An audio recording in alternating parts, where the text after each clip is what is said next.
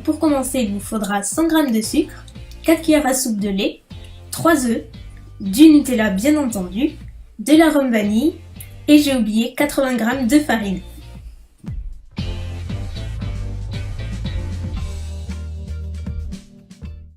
Donc dans un premier temps, je mélange mes 3 jaunes d'œufs avec le sucre jusqu'à ce que le mélange blanchisse légèrement.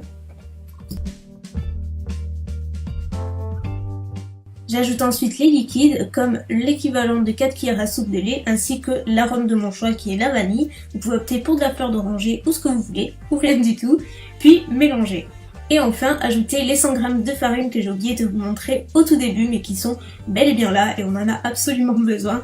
Puis mélanger jusqu'à avoir une préparation homogène comme d'habitude. Dans un autre saladier, on va monter les blancs en neige fermes et aérés le plus possible.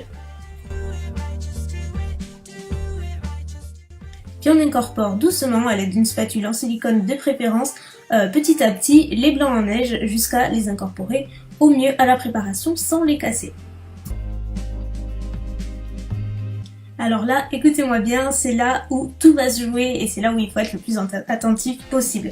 Si vous voulez réussir votre roulé au Nutella, il vous faut investir dans un tapis à rebord en silicone comme ceci. J'ai acheté le mien chez Jiffy et croyez-moi, si vous utilisez autre chose, vous n'allez pas arriver à rouler votre pâte correctement, ça va se casser et puis ce sera du travail gâché tout simplement. Croyez-moi, ça fait toute la différence, il faut vraiment que le tapis soit à rebord, vous pouvez en trouver n'importe où au rayon pâtisserie, ça fait toute la différence. Et moi depuis que j'ai ce tapis là, je réussis à tous les coups.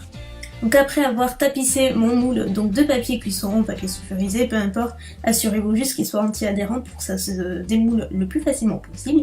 Il ne vous reste plus qu'à étaler toute votre pâte sur le moule et après avec la maryse. Et puis en faisant des mouvements, vous allez voir, ça va se tasser tout seul, ça ne déborde pas. D'où l'intérêt d'avoir un tapis à rebord, vous voyez un petit peu mieux l'idée. Et puis voilà, maintenant il ne vous reste plus qu'à tapisser tout ça.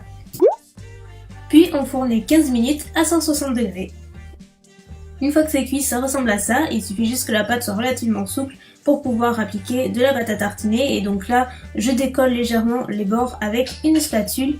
Et puis vient le moment marrant où vous appliquez votre Nutella ou votre pâte à tartiner de votre choix. Vous pouvez utiliser celle que vous voulez. Et donc moi j'utilise avec une spatule de pâtisserie parce que je trouve que c'est vachement plus simple et c'est quand même un gain de temps qui est pas négligeable étant donné qu'il y a une certaine surface. Donc là, n'hésitez pas à être généreuse avec la pâte à tartiner parce qu'après, une fois que c'est roulé, c'est vrai que ça a tendance à perdre un petit peu de son goût, donc il faut en mettre quand même pas mal. Soyez généreux. Vient la partie la plus délicate de la recette, à savoir rouler votre pâte en fait. Et c'est là où vous allez vous dire si c'est réussi ou si ça va se casser et c'est juste un stress monumental. Donc là, je vous assure, ça marche à tous les coups avec ce tapis à rebord. Le truc pour réussir, c'est d'y aller doucement mais sûrement, comme on dit. Il faut être patiente et surtout, il faut y aller avec une grande douceur. Donc petit à petit déjà, je roule petit à petit et surtout, je décolle le papier sulfurisé délicatement de façon à ne pas le retirer en même temps que la pâte non plus. Et lorsque je roule, je presse au maximum pour que ce soit vraiment bien serré et vous allez voir qu'à la fin, c'est quand même vachement plus sympa. Et je répète l'opération jusqu'à ce que ce soit roulé jusqu'au bout en retirant petit à petit le papier cuisson au fur et à mesure. Mais vraiment, il faut y aller très doucement. Et enfin, vous voyez en image, il faut juste avoir beaucoup de patience et il faut vraiment le vouloir, ce rouleau Nutella, je vous l'accorde. Mais je vous assure que c'est à la portée de tout le monde et c'est super simple. Même mon frère l'a déjà fait, donc je vous assure, tout le monde peut le faire. Et maintenant, la touche finale, c'est le sucre glace. Vous pouvez saupoudrer de cacao si vous préférez une saveur un petit peu plus chocolatée. Après, c'est une affaire de goût. Moi, je préfère le sucre glace, donc c'est ce que je fais. Je trouve ça super joli à la fin. Et puis voilà, après, il ne vous reste plus qu'à déguster votre rouleau Nutella au goûter ou pas.